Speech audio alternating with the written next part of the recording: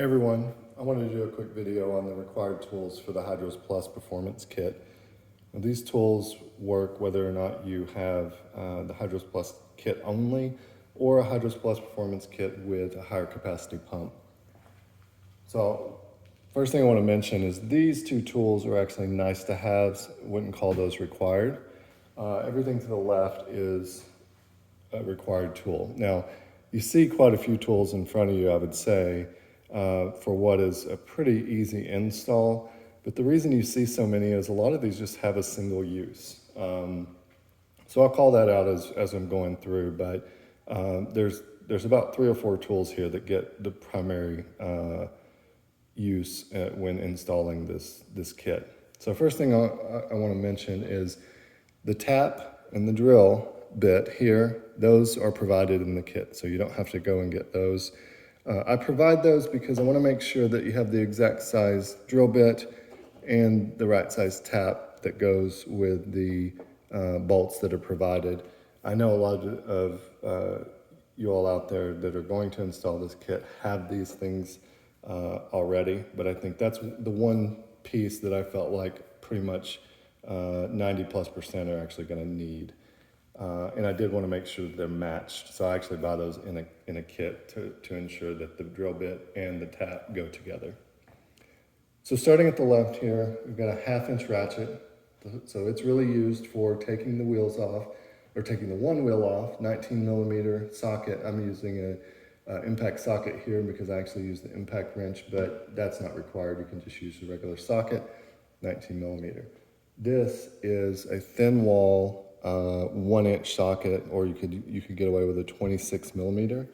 6-point socket is preferred. You can do the other configurations, but if you go buy one, make sure you get a 6-point.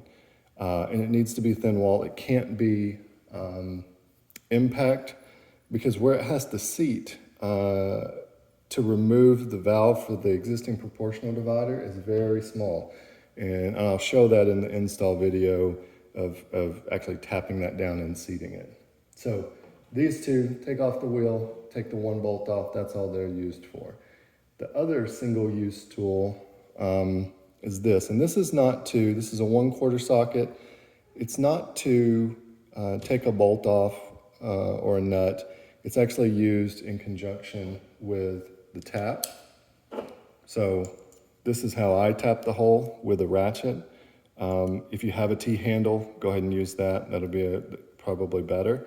But this is how I like to do it.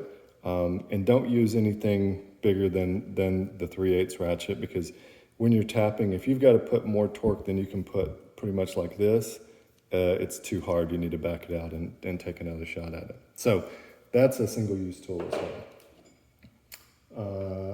Let me put this here. Extensions.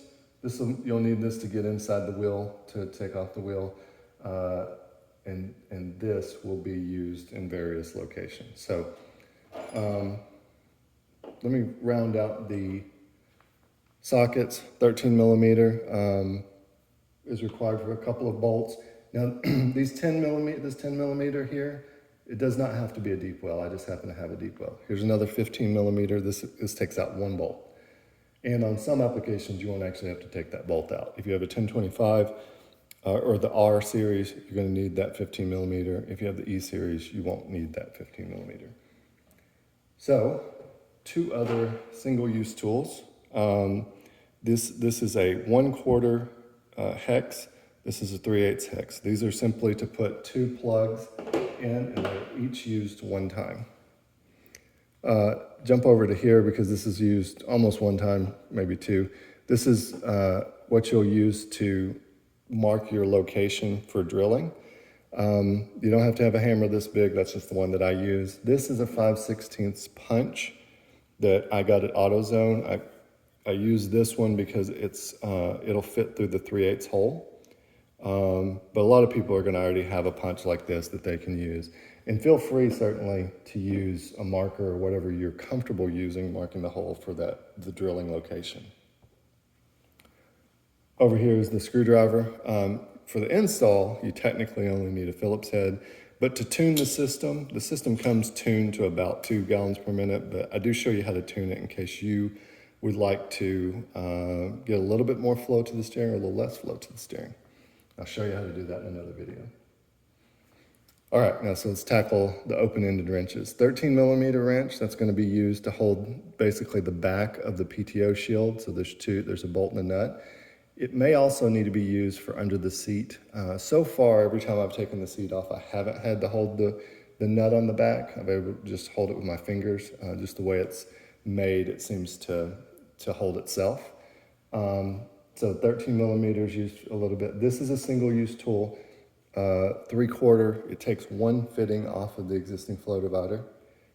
Now these three actually are used primarily for the tubes that we'll add and the tubes that you remove. So you'll get a lot of use out of these three. So basically these three and this 6 millimeter hex, those are the primary tools we're going to use. But 13/16 will be used. Now a lot of kits come with a 13/16 and a 7/8, but they don't come with a 15/16. And if you don't have a 15/16, you can get away with an adjustable wrench, but I would recommend that you go and find an inexpensive one. You don't have to have something that's a high-end brand because you're not going to apply very much torque to what you have to use this for. I got this from Harbor Freight, and it was a $25 kit. It had 1 inch, 15/16, 7/8, 13/16, 3/4. It had everything I needed with the exception of 13 millimeter. So if you don't already have a 15/16, recommend that you get that. You obviously need a drill to drill and tap the hole. We'll drill the hole and then you'll tap it with the ratchet. And the other required tool that's not pictured here is a jack. So those are the required. Nice to have is definitely an impact. You can use this to take the wheel off, and you can also use this on the 1 inch cap for the proportional divider. A long extension is definitely a nice to have, especially if you're changing the pump. It's nice to be able to put the ratchet away from the tractor and spin it quickly.